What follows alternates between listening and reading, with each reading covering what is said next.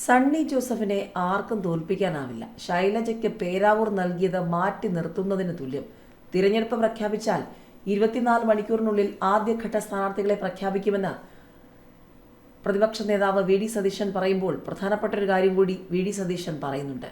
KPCC president Sunny ജോസഫിനെ പേരാവൂരിൽ ആർക്കും തോൽപ്പിക്കാനാകില്ലെന്നും മട്ടന്നൂരിൽ നിന്നും KK ശൈലജയെ മാറ്റി തോൽക്കുന്ന സീറ്റ് നൽകുന്നത് മാറ്റി നിർത്തുന്നതിന് തുല്യമാണെന്ന് സതീശൻ പറഞ്ഞതോടെ CPM വെട്ടിലായിരിക്കുകയാണ്.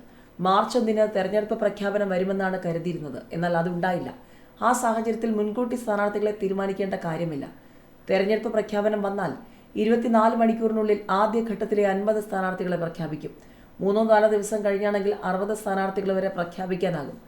ഡൽഹിയിൽ പോയി 10-15 ദിവസമെടുത്ത സ്ഥാനാർത്ഥികളെ പ്രഖ്യാപിക്കുന്ന രീതി ഇക്കുറി ഉണ്ടാകില്ലെന്നും വി ഡി സതീശൻ വ്യക്തമാക്കി. പാലക്കാട് സ്ഥാനാർത്ഥിയുടെ കാര്യത്തിൽ തീരുമാനമായിട്ടില്ല. പലരെയും പരിഗണിക്കുന്നുണ്ട്. അധികാരം ഇല്ലാത്ത കാലത്തും കോൺഗ്രസിനൊപ്പം നിന്ന ആളാണെന്നും പേര് പരിഗണിക്കുന്നതിൽ അഭിമാനമുണ്ടെന്നും സ്ഥാനാർത്ഥിത്വം കിട്ടിയില്ലെങ്കിൽ കുഴപ്പമില്ലെന്നുമാണ് രമേശ് പിഷാരടി പറഞ്ഞത്. LDFന്റെ 3 MLA-മാരാണ് BJPയിൽ ചേർന്നത്. ആദ്യം അൽഫോൺസ് കണ്ണന്താനം പോയി കേന്ദ്രമന്ത്രിയായി. ഇപ്പോൾ രാജേന്ദ്രനും അജിത്തും BJPയിൽ ചേർന്നു. കേരളത്തിൽ മറ്റു പാർട്ടികളിലേക്ക് ഏറ്റവും കൂടുതൽ പോകുന്നത് CPM-കാരാണ്. പൊതുയാത്രയിലും എല്ലാ നിയോജക മണ്ഡലങ്ങളിലും CPM-കാർക്ക് കോൺഗ്രസിലേക്ക് അംഗത്വം നൽകി. ഇടതുപക്ഷ സഹയാത്രികർ ഉൾപ്പെടെയുള്ളവരാണ് ജാഥയിൽ ചേരുന്നതെന്നും പ്രതിപക്ഷ നേതാവ് പറഞ്ഞു. ശബരിമല യുവതീ പ്രവേശനത്തിൽ എന്താണ് നിലപാടെന്ന് സർക്കാർ പറയട്ടെ. ചെയ്തത് തെറ്റാണെന്ന് സർക്കാർ പറഞ്ഞിട്ടുണ്ട്. അതിന് മാപ്പപേക്ഷയും നടത്തി. എന്നിട്ടും എന്തുകൊണ്ടാണ് ഇത്രയും കാലമായിട്ടും യുവതീ പ്രവേശനത്തിന് അനുകൂലമായ സത്യവാങ്മൂലം തിരുത്താൻ തയ്യാറാകാതിരുന്നതെന്ന് വ്യക്തമല്ല. തെരഞ്ഞെടുപ്പ് മുന്നിൽ കണ്ടാണെങ്കിലും തെറ്റിതിരുത്തി പ്രശ്നത്തിന് ശാശ്വത പരിഹാരമുണ്ടാകട്ടെ. നവോത്ഥാന സമിതി രൂപീകരിച്ച് യുവതീ പ്രവേശത്തെ എതിർത്തവരെല്ലാം പിന്തിരിപ്പന്മാരാണെന്നാണ് അന്ന് പറഞ്ഞത്. ഞങ്ങളും ഈ വിഷയത്തിൽ ചർച്ച നടത്തിയാണ് മതപരമായ ആചാരാനുഷ്ഠാനത്തിൽ സർക്കാരും കോടതികളും ഇടപെടേണ്ടെന്നും മാറ്റമുണ്ടാകണമെങ്കിൽ മതത്തിനുള്ളിൽ നിന്ന് തന്നെ തീരുമാനം വരട്ടെ എന്ന നിലപാട് സ്വീകരിച്ചതെന്നും സതീശൻ പറഞ്ഞു. ഏതായാലും മത്സരിക്കണമെങ്കിൽ പേരാവൂർ പാർട്ടി നേതൃയോഗത്തിന് ശേഷം പിണറായി വിജയന്റെ നിർദ്ദേശം അതായിരുന്നു. അതായത് KK ശൈലജയെ പേരാവൂരിൽ മത്സരിപ്പിക്കണമെന്നുള്ളത് പിണറായിയുടെ തീരുമാനം. ഒടുവിൽ പാർട്ടി നിർദ്ദേശം ശൈലജ സ്വീകരിച്ചു. അതിനും കാരണമുണ്ട്. മട്ടന്നൂർ ഇല്ലെങ്കിൽ മത്സരിക്കുന്നില്ല, അതായിരുന്നു പാർട്ടി യോഗത്തിൽ ശൈലജയുടെ നിലപാട്. മട്ടന്നൂർ നൽകാനാവില്ലെന്ന് പാർട്ടി നിലപാടെടുത്തു.